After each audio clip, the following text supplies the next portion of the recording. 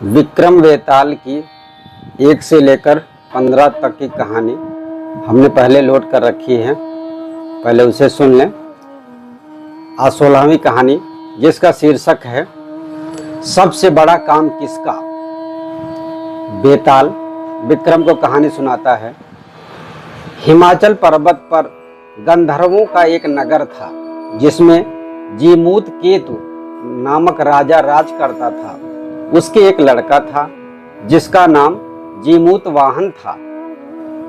बाप बेटे दोनों भले थे, धर्म कर्म में लगे रहते थे। इससे प्रजा के लोग बहुत स्वच्छंद हो गए और एक दिन उन्होंने राजा के महल को घेर लिया। राजकुमार ने यह देखा तो पिता से कहा कि आप चिंता ना करें, मैं सबको मार भगाऊंगा। राजा बोला, नहीं, ऐसा मत करो। युधिष्ठिर भी महाभारत करके पछताए थे। इसके बाद राजा अपने गोत्र के लोगों को राज्य सौंप राजकुमार के साथ मलयाचल पर जाकर मढ़ी बनाकर रहने लगा। वहां जीमूत वाहन की एक ऋषि के बेटे से दोस्ती हो गई। एक दिन दोनों पर्वत पर भवानी के मंदिर में गए तो दैव योग से उन्हें मलय केतु राजा की पुत्री मिली। दोनों एक दूसरे पर मोहित हो गए।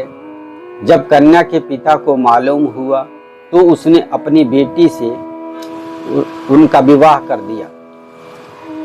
एक रोज की बात है कि जीमूत वाहन को पहाड़ पर एक सफेद ढेर दिखाई दिया। जब पूछा तो मालूम हुआ कि पाताल से बहुत से नाग आते हैं, जिन्हें गरुड़ खा लेता है। यह ढेर उन्हीं की हड्डियों का है। उसे देखकर जीमूत वाहन आगे बढ़ गया। कुछ दूर जाने पर उसे किसी के रोने की आवाज सुनाई दी। पास गया तो देखा कि एक बुढ़िया रो रही है। जब कारण पूछा तो उसने बताया कि आज उसके बेटे शंखचूड़ नाग की बारी है, उसे गरुड़ आकर खा जाएगा। जीमूत वाहन ने कहा, माँ तुम चिंता न करो, मैं उसकी जगह चला जाऊंगा। बुढ़िया ने बहुत समझाया पर वह न माना। इसके बाद गरुड़ आया और उसे चोंच में पकड़कर उड़ा ले गया। संयोग से राजकुमार का बाजू बंद गिर पड़ा, जिस पर राजा का नाम खुदा था। उस पर खून लगा था। राजकुमारी ने उसे देखा, वह मूर्छित हो गई। होश आने पर उसने राजा और रानी को सब हाल सुनाया।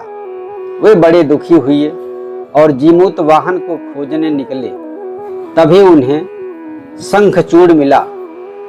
उसने गरुड़ को पुकार कर कहा, हे गरुड़, तू इसे छोड़ दे, बारी तो मेरी थी। गरुड़ ने राजकुमार से पूछा, तू अपनी जान क्यों दे रहा है? उसने कहा, उत्तम पुरुष को हमेशा दूसरों की मदद करनी चाहिए। यह सुनकर गरुड़ बहुत खुश हुआ। उसने राजकुमार से वर मांगने को कहा। जीमूत वाहन ने अनुरोध किया कि सब सांपों को जिला दो। गरुड़ ने ऐसा ही किया। फिर उसने कहा, तुझे अपना राज्य भी मिल जाएगा। इसके बाद वे लोग अपने नगर को लौट आए। लोगों ने राजा को फिर से गद्दी पर बिठा दिया। इतना कहकर वेताल बोला, हे राजन, यह बताओ, इसमें सबसे बड़ा काम किसने किया? राजा ने कहा, सबसे बड़ा काम शंखचूड़ ने। वेताल ने पूछा, कैसे? राजा बोला, जीमूत वाहन जात का क्षत्रिय था, प्राण देने का उसे अभ्यास था। लेकिन बड़ा काम तो शंखचूड़ ने किया, जो अभ्यास न होते हुए भी जीमूत वाहन को बचाने के लिए अपनी जान देने को तैयार हो गया। इतना सुनकर वेताल फिर जोर से हंसा और पेड़ पर जा लटका। राजा उसे फिर से नीचे लाया तो उसने फिर एक नई कहानी सुनाई, जो कि 17वीं कहानी है। 17वीं कहानी अगले एपिसोड में। सुनने के लिए आपका बहुत बहुत धन्यवाद। विक्रम वेताल की 17वीं कहानी का शीर्षक है अधिक साहसी कौन। विक्रम बेताल की इस कहानी में बेताल विक्रम को कहानी सुनाता है।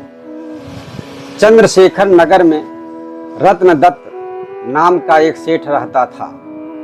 उसकी एक लड़की थी, उसका नाम था उन्मादिनी। वह बहुत सुंदर थी। जब वह बड़ी हुई तो रत्नदत्त ने राजा के पास जाकर कहा कि आप चाहें तो उससे ब्याह कर लीजिए। राजा ने 3 दासियों को लड़की को देख आने को कहा।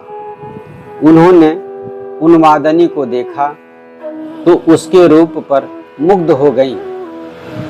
लेकिन उन्होंने यह सोचकर कि राजा उसके बस में हो जाएगा आकर कह दिया कि वह तो कुलच्छणी है। राजा ने सेठ से इनकार कर दिया कि मैं शादी नहीं करूंगा। इसके बाद सेठ ने राजा के सेनापति बलभद्र से उसका विवाह कर दिया। वे दोनों अच्छी तरह से रहने लगे। एक दिन राजा की सवारी उस रास्ते से निकली। उस समय उन्मादिनी अपने कोठे पर खड़ी थी। राजा की उस पर निगाह पड़ी तो वह उस पर मोहित हो गया। उसने पता लगाया तो मालूम हुआ कि वह सेठ की लड़की है। राजा ने सोचा कि हो न हो जिन दासियों को मैंने देखने भेजा था उन्होंने मुझसे छल किया है। राजा ने दासियों को बुलाया तो उन्होंने आकर सारी बात सच सच कह दी। इतने में सेनापति वहां आ गया। उसे राजा की बेचैनी मालूम हुई। उसने कहा, स्वामी, उन्मादिनी को आप ले लीजिए। राजा ने गुस्सा होकर कहा, क्या मैं अधर्मी हूँ जो पराई स्त्री को ले लूं? राजा को इतनी व्याकुलता हुई कि वह कुछ दिन में मर गया। सेनापति ने अपने गुरु को सब हाल सुनाकर पूछा कि अब मैं क्या करूं? गुरु ने कहा, सेवक का धर्म है कि स्वामी के लिए जान दे दे। राजा की चिता तैयार हुई। सेनापति वहां गया और उसमें कूद पड़ा। जब उन्मादिनी को यह बात मालूम हुई तो वह पति के साथ जल जाना धर्म समझकर चिता के पास पहुंची और उसमें जाकर भस्म हो गई। इतना कहकर बेताल ने पूछा, राजन, अब बताओ सेनापति और राजा में कौन अधिक साहसी था? राजा विक्रम ने कहा, राजा अधिक साहसी था, क्योंकि उसने राजधर्म पर दृढ़ रहने के लिए उन्मादिनी को उसके पति के कहने पर भी स्वीकार नहीं किया और अपने प्राणों को त्याग दिया। सेनापति कुलीन सेवक था। अपने स्वामी की भलाई में उसका प्राण देना आश्चर्य की बात नहीं। असली काम तो राजा ने किया कि प्राण छोड़कर भी राजधर्म नहीं छोड़ा। राजा का यह उत्तर सुनकर बेताल फिर जोर से हंसा और पेड़ पर जा लटका। राजा उसे पुनः पकड़कर लाया और तब उसने यह 18वीं कहानी सुनाई। अगली कहानी अगले एपिसोड में।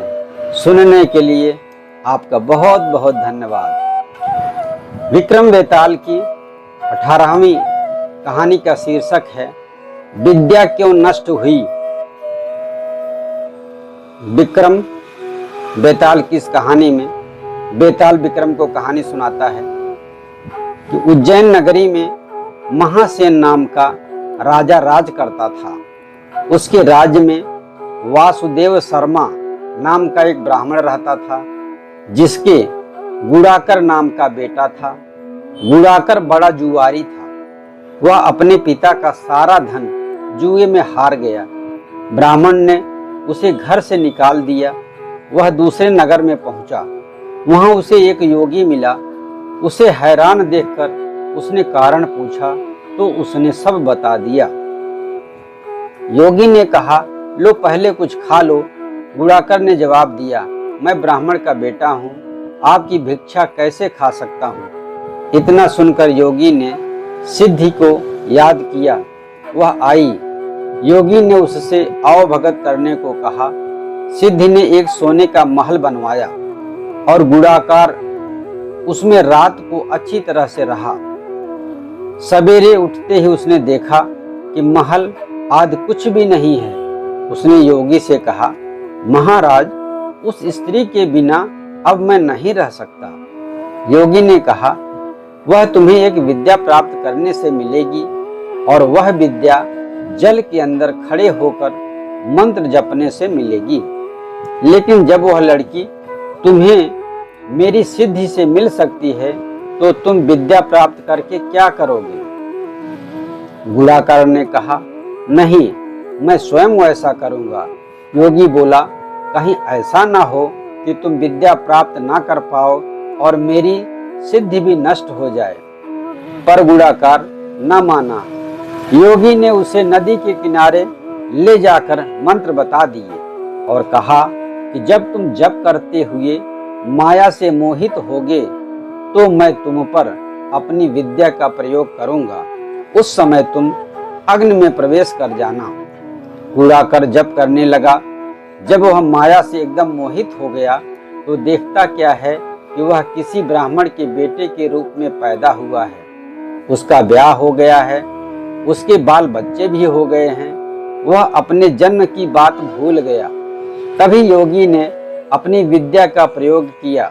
गुड़ाकर माया रहित होकर अग्नि में प्रवेश करने को तैयार हुआ। उसी समय उसने देखा कि उसे मरता देख उसके माँ, बाप और दूसरे लोग रो रहे हैं और उसे आग में जाने से रोक रहे हैं। गुड़ाकार ने सोचा कि मेरे मरने पर ये सब भी मर जाएंगे और पता नहीं कि योगी की बात सच हो या न हो।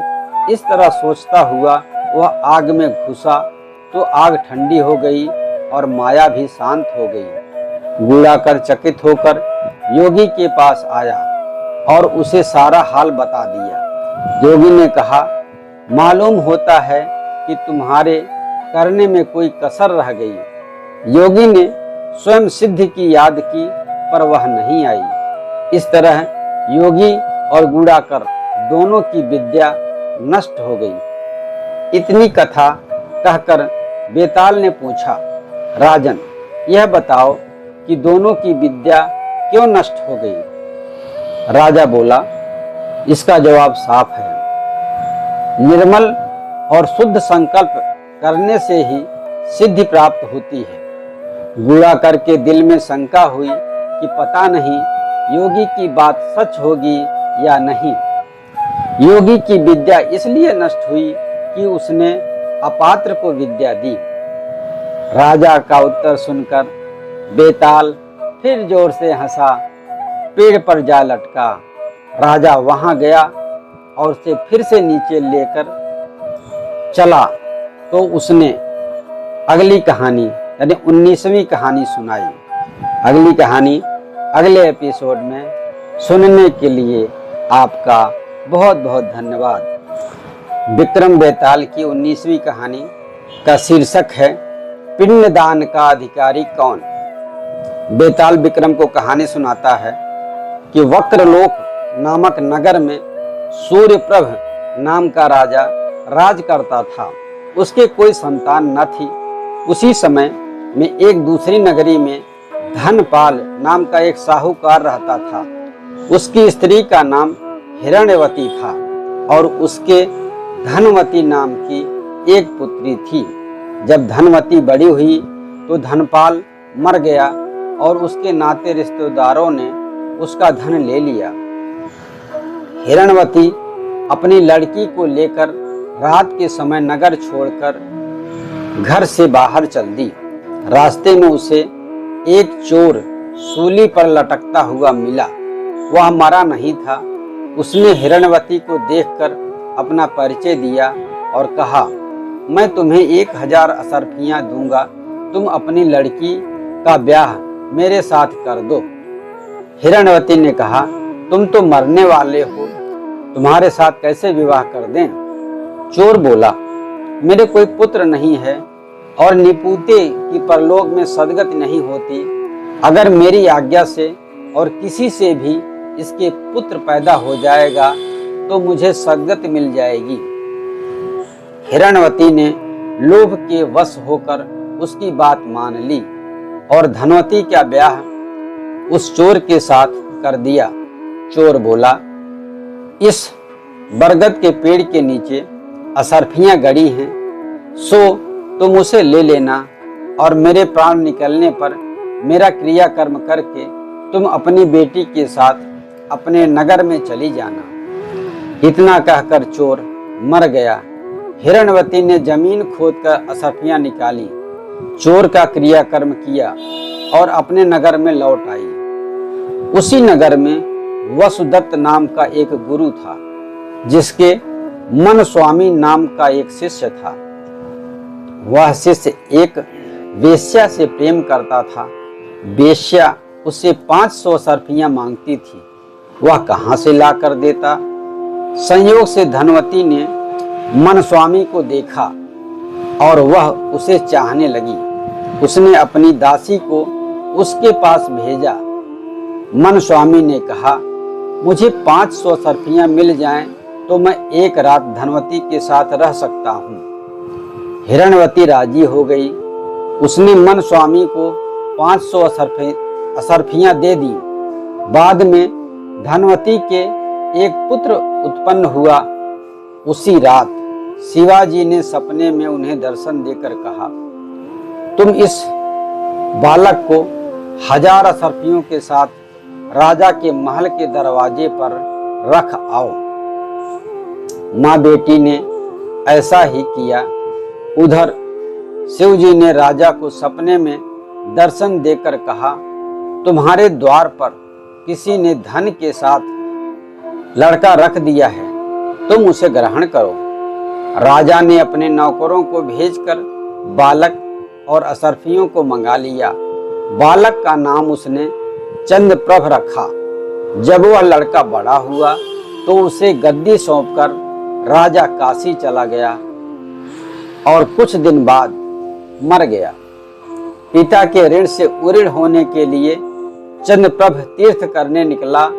जब वह घूमते हुए गया कूप पहुंचा और पिंडदान किया तो उसमें से 3 हाथ एक साथ निकले। चंद्रप्रभ ने चकित होकर ब्राह्मणों से पूछा कि किसको पिंड दूं? उन्होंने कहा, लोहे की कील वाला चोर का हाथ है, पवित्री वाला ब्राह्मण का है और अंगूठी वाला राजा का। आप तय करो कि किसको पिंडदान देना है। इतना कहकर बेताल बोला, राजन, अब तुम बताओ कि उसे किसको पिंडदान करना चाहिए। राजा ने सोचा और कहा, चोर को, क्योंकि उसी का वह पुत्र था। मन स्वामी उसका पिता इसलिए नहीं हो सकता कि वह तो एक रात के लिए पैसे से खरीदा हुआ था। राजा भी उसका पिता नहीं हो सकता क्योंकि उस बालक को पालने के लिए धन मिल गया था। इसलिए चोर ही पिंडदान का अधिकारी है। इतना सुनकर बेताल फिर जोर से हंसा और पेड़ पर जा लटका और राजा को वहां जाकर उसे फिर से नीचे लाना पड़ा। रास्ते में फिर बेताल ने 20वीं कहानी सुनाई। अगली कहानी अगले एपिसोड में। इस कहानी को सुनने के लिए आपका बहुत बहुत धन्यवाद। विक्रम बेताल की 20वीं कहानी, बालक क्यों हंसा। बेताल विक्रम को कहानी सुनाता है कि चित्रकूट नगर में एक राजा रहता था। एक दिन वह शिकार खेलने जंगल में गया। घूमते घूमते वह रास्ता भूल गया और अकेला रह गया। थक कर वह एक पेड़ की छाया में जा लेटा। उसे एक ऋषि कन्या दिखाई दी। उसे देखकर राजा उसके रूप पर मोहित हो गया। थोड़ी ही देर में ऋषि स्वयं वहां आ गए।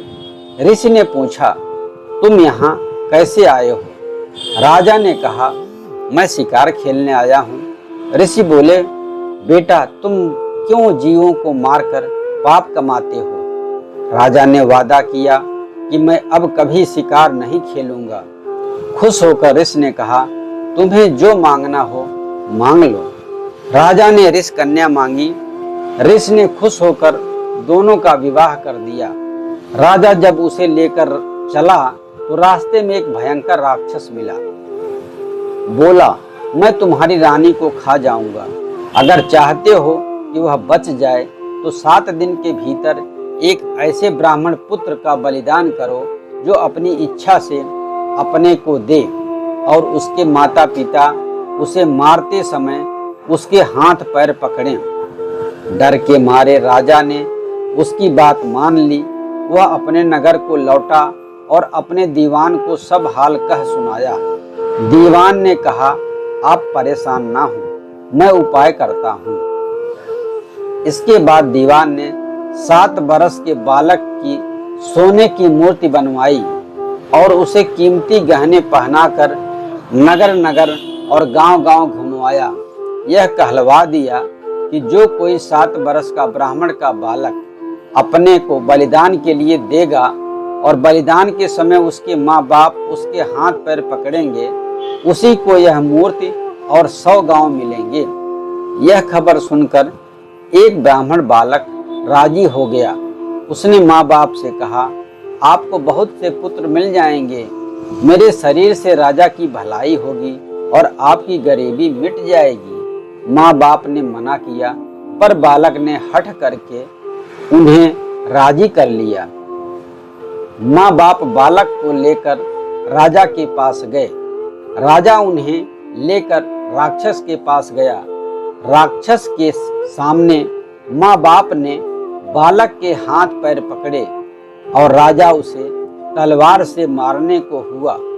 उसी समय बालक बड़े जोर जोर से हंस पड़ा।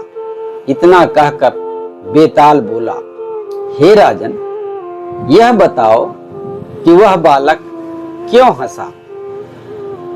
राजा ने एक पल सोचा और फौरन उत्तर दिया, इसलिए कि डर के समय हर आदमी रक्षा के लिए अपने माँ बाप को पुकारता है। माता पिता ना हो तो पीड़ितों की मदद राजा करता है।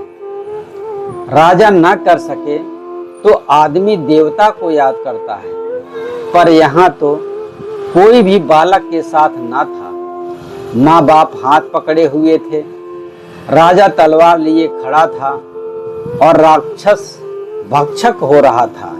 ब्राह्मण का लड़का परोपकार के लिए अपना शरीर दे रहा था। इसी हर्ष से और आश्चर्य से वह बालक हंसा। इतना सुनकर बेताल बहुत तेजी से हंसा और अंतर ध्यान हो गया और जाकर उस पेड़ पर फिर से लटक गया। राजा फिर से पेड़ पर चढ़ा और बेताल को नीचे लाया। फिर रास्ते में बेताल ने 21वीं कहानी सुनाई। अगली कहानी अगले एपिसोड में। इस कहानी को सुनने के लिए आपका बहुत बहुत धन्यवाद।